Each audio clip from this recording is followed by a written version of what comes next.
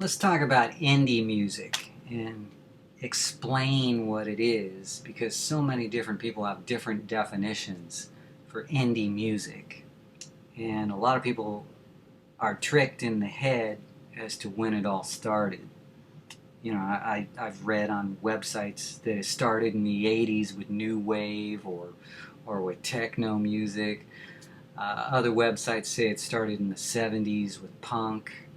But really, indie music goes way further back than that. I mean, if it weren't for indie labels, there never would have been rock and roll. And there also would have never been R&B, which came on the scene in the 30s and 40s. But if you go even further back than that, 1917 is a good time marker for when indie music began. That's when the patents expired for the original inventions of record players in the music industry.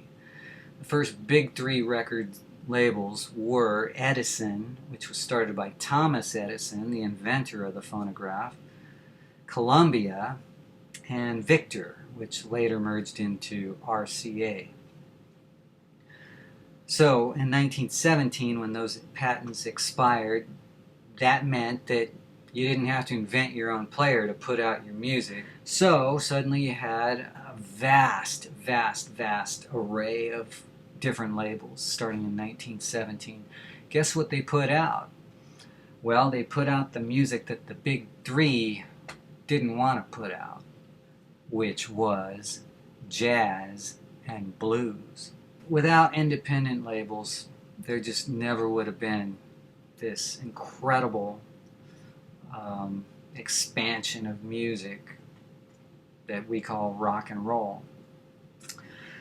Quick history: in the late 40s, Columbia, which was one of the big labels, they issued the 33 1/3 RPM record that we later called the LP. Okay, they mostly put out classical music at that point, and that was the reason they put out the LP, because it was the first time you could really get a classical piece on a long playing record. Then at the same time, RCA, another big label, started putting out 45 RPM records in the late 40s, the 7-inch. And so those were the two big labels at that time, and it really caught on, so the other labels started putting out those formats. So in the 50s, the big labels didn't want to touch rock and roll. Columbia in particular had a guy named Mitch Miller who was in charge of the A&R, artist and repertoire, the guy who signed the artists. He put out sing-along songs for children, and they also put out classical music for adults.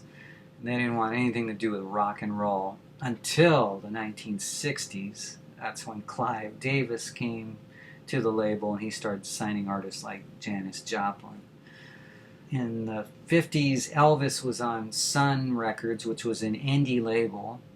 Now keep in mind, they might not have called it indie back then, but it was an independent label, and everyone knew what that was, because it wasn't one of the big labels, and the big labels didn't want to play rock and roll. They didn't want to sign rock and roll. But when they saw how big Elvis was on Sun Records, that's when RCA picked up Elvis. And that was kind of the beginning. That kind of triggered the big labels to start signing lots of indie acts that had made it on indie labels. Chuck Berry was on Chess Records. In the 60s, there was King Records that gave us James Brown. Late 50s on, there was a Motown record started by Berry Gordy, and that was an independent label. That became really huge, and that set new standards for indie music. And you had lots of indie labels in the 1960s competing with the major labels, especially when you had experimental groups, say like on Elektra Records. They gave us The Doors. That label was started by Jack Holzman. And Atlantic Records gave us lots of R&B artists, and that was an indie label. And then they Warner decided to merge its distribution with Elektra and Atlantic, and it became WEA, W-E-A. That became one of the major distributors. So by the 1970s, you had 6 major labels, and those major labels were MCA, which had bought Decca, that had given us Bing Crosby and the Rolling Stones. Um, you also had Columbia, which was finally putting out rock and roll music. And you had Warner, EMI, which, one of their subsidiaries in America was Capitol Records. Gave us the Beatles and the Beach Boys. Polygram, which was for a while owned by Philips International, and the Polygram name took over in the 70s. And the other one was RCA. In the 1970s, there was an energy crisis which drove up the cost of petroleum, and since vinyl records are made from petroleum, it caused the major labels to really tighten up on signing new acts as they began to really gravitate toward the proven acts who were kind of becoming adult contemporary artists by that point. And so Fleetwood Mac and the Eagles became pretty big throughout the mid-70s.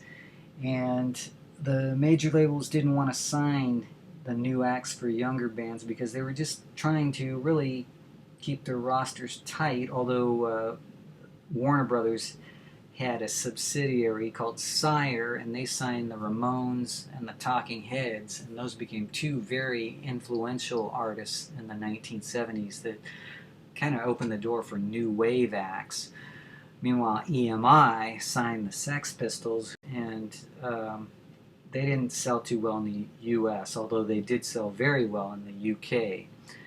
And that was another reason why the major labels didn't really want to jump on the punk rock scene. But it opened the door for indie labels to really emerge and start signing the bands that the majors wouldn't sign, just like in the 50s with rock and roll. And so a lot of new labels emerged in the 70s, and that's why a lot of people think that indie music started in the 70s with punk rock artists.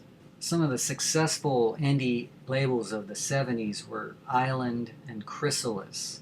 Island gave us Bob Marley and eventually U2, and Chrysalis in the late 70s gave us Blondie and Generation X, which was Billy Idol's group, and he eventually went on to become a big solo artist. And those were influential artists that really validated indie labels, and it allowed more indie labels to participate in the music scene and make it on the charts.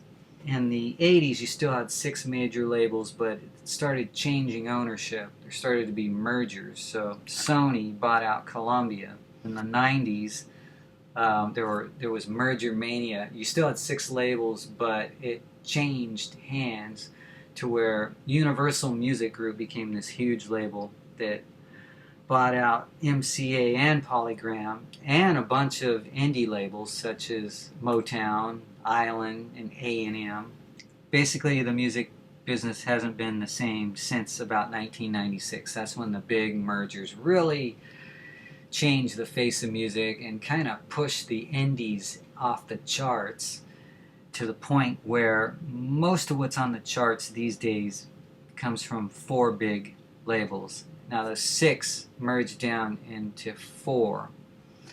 And today it's Universal Music Group, Sony, Warner, and then EMI, which is splitting up.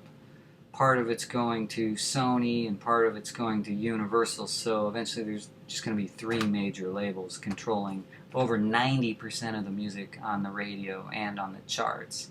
And everything outside of that you can call indie music. Now, there are indie labels outside of that structure that end up getting distributed by one of those big 4 distributors, and they're still called indie, but just to let you know, if they're on the charts, chances are they were distributed by one of those big labels. And when you look on the charts and you see all the different labels, a lot of those are just subsidiaries of the four big major labels. If you want to learn more about this, the history of record labels, the music biz, and what indie's all about, visit my other site, which is playlistresearch.com. And there's a ton of information about that, where I've researched all these books, and I myself learned a lot about the music business that way, in addition to working in the radio industry and interfacing with most of these labels that I'm talking about.